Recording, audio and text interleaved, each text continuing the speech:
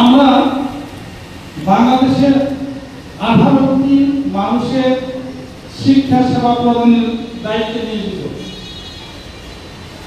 আর আমরা যারা শিক্ষক, বাংলাদেশের প্রাথমিক বিদ্যালয় থেকে আরম্ভ করে মাধ্যমিক বিদ্যালয় থেকে উচ্চ শিক্ষার সকল স্তরে শিক্ষার্থী ব্যতীত এই 18 কোটি মানুষের মধ্যে বোধহয় বিশেষ বিশেষ ব্যক্তি ছাড়া, পুষ্টিময় কিছু লোক ছাড়া সবাই কম বেশি বিদ্যালয়ে গিয়েছি, মহাবিদ্যালয়ে গিয়েছি, বিশ্ববিদ্যালয়ে গিয়েছি, লেখাপড়া শিখেছি।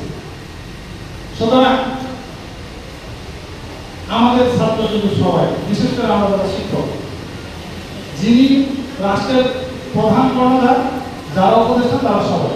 কিন্তু আমাদের শিক্ষকদের যেটি নাই সেটি হচ্ছে আমরা অধিকাংশরাই সন্তোষজনক আমাদের জীবন ধারণের জন্য যে বেতন ভাতা ইত্যাদি ইত্যাদি পাই না, সমাজের কাছে যথোপযুক্ত মর্যাদা পাই না। আমাদের শিক্ষার্থীদের এবং আমাদের শিক্ষার মান উন্নয়নের জন্য এটি অত্যন্ত অপরিহার্য একটা বিষয়।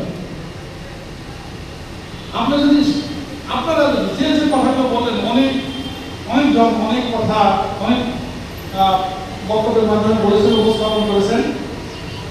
আমার এই প্রাণপ্রিয় সন্তানদেরকে আপনারা যে শিক্ষা দান করছেন, শিক্ষার যে স্বপ্নটি দেখছেন, আপনি শিখেছেন, আপনি এখানে কথা বলার জন্য সুযোগ পেয়েছেন।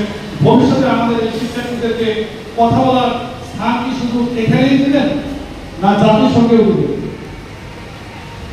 বিশ্বব্যাপী ছড়িয়ে দিবেন? আমাদের স্বপ্ন হচ্ছে একটা ইনক্লুসিভ সোসাইটি গঠন করা। আমি খুব বেশি বড় বক্তব্য করতে যাব না। আমাদের বক্তব্য হচ্ছে আমাদের শিক্ষার্থীরা বিশ্বমানের নাগরিক হিসেবে গড়ে উঠবে।